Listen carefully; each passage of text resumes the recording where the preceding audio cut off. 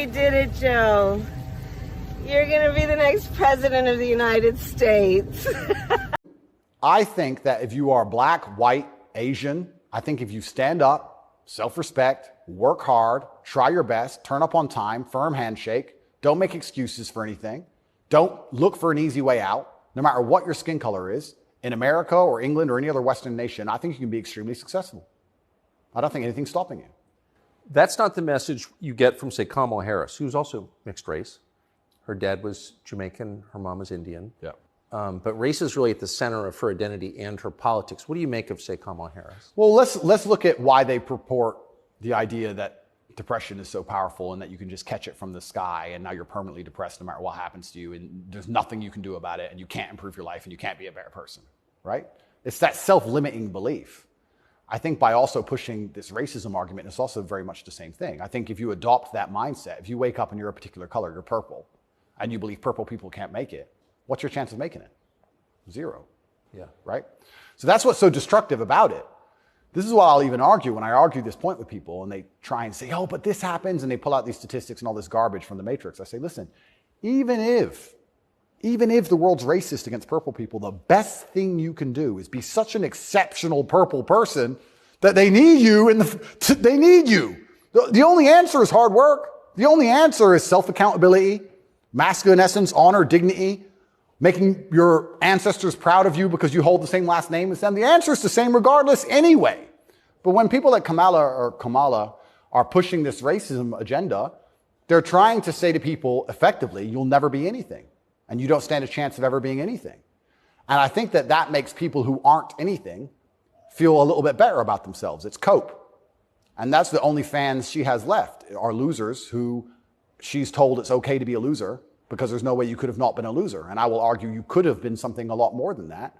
And you shouldn't listen to anybody who tells you you're not going to be a loser. If someone were to come to me and say, Andrew, you're mixed race, you're from a single mother household, you're never going to be rich. I'll say, watch me.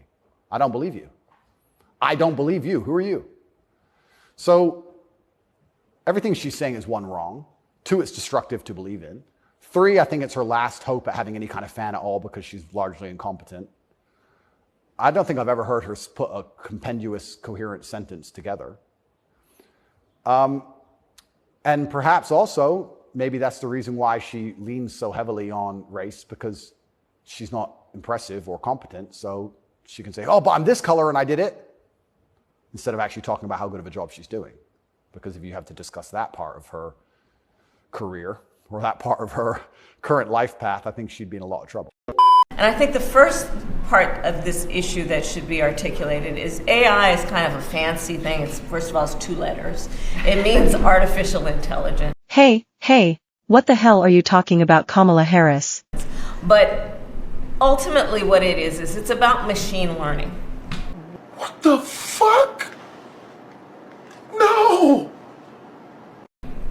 And so the machine is taught.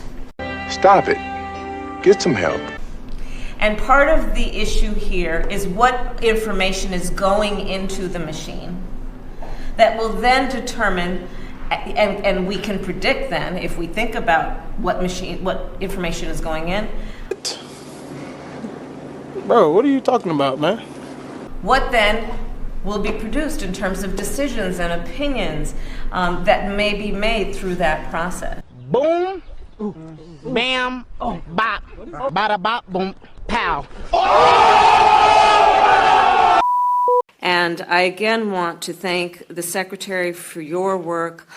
This issue of transportation is fundamentally about just making sure that people have the ability to get where they need to go. What in the hell are you talking about? It's that basic.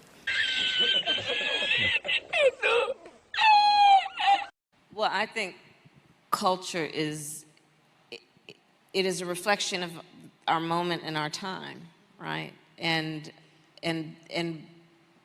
present culture is the way we express how we're feeling about the moment. And we should always find times to express how we feel about the moment that is a reflection of joy, because you know. I don't know. It comes in the morning.